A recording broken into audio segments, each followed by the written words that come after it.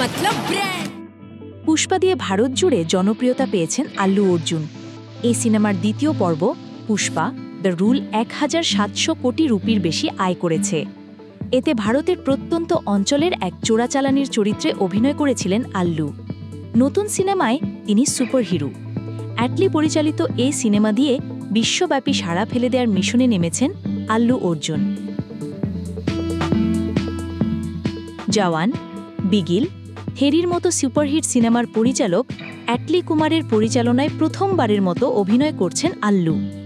এটি আল্লু অর্জুনের 22তম ও অ্যাটলির 6ষ্ঠ সিনেমা। প্রাথমিকভাবে তাই সিনেমার নাম রাখা হয়েছে AA22x6। সায়েন্স ফিকশন ঘরানায় তৈরি হচ্ছে সিনেমাটি। এতে আল্লু আছেন সুপারহিরো চরিত্রে।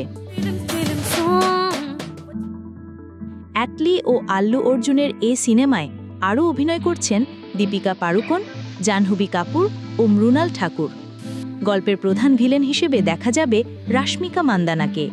সিনেমাটির বেশিরভাগ অংশ জুড়ে থাকবে VFX ও অ্যানিমেশনের কাজ। হলিউডের বিখ্যাত সব স্টুডিও ও টেকনিশিয়ানরা যুক্ত হয়েছেন এতে।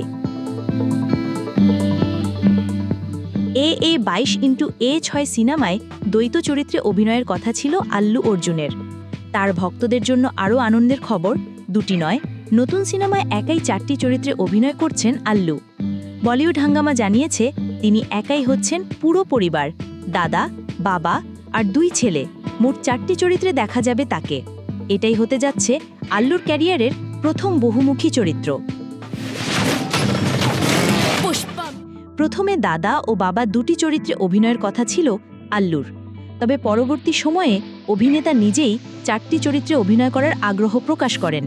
বিষয়টি নিয়ে পরিচালক অ্যাটলি প্রথমে দ্বিধায় ছিলেন, কিন্তু লুক টেস্টের পর বুঝতে পারেন এটা সিনেমাকে আরও সমৃদ্ধ করবে। ফলে নতুন সিনেমায় এক টিকিটে 4 রকম আল্লুকে দেখতে পারবেন দর্শক। সান পিকচার্সের সবচেয়ে উচ্চাভিলাষী প্রজেক্ট বলা হচ্ছে এই সিনেমাকে। পিঙ্কভিলা জানিয়েছে বিশাল বাজেটের এই সিনেমায় অভিনয়ের জন্য শুধু আল্লু অর্জুনই নিচ্ছেন 175 কোটি রুপি, সঙ্গে 15% লভ্যাংশ। পরিচালক অ্যাটলি নিচ্ছেন 100 কোটি। বর্তমানে মুম্বাইতে সিনেমাটি শুটিং চলছে, মুক্তি পাবে 2027 সালে। বিনোদনের আরও খবর জানতে সাবস্ক্রাইব করে চোখ রাখুন গ্রিন ভিউ ইউটিউব চ্যানেলে।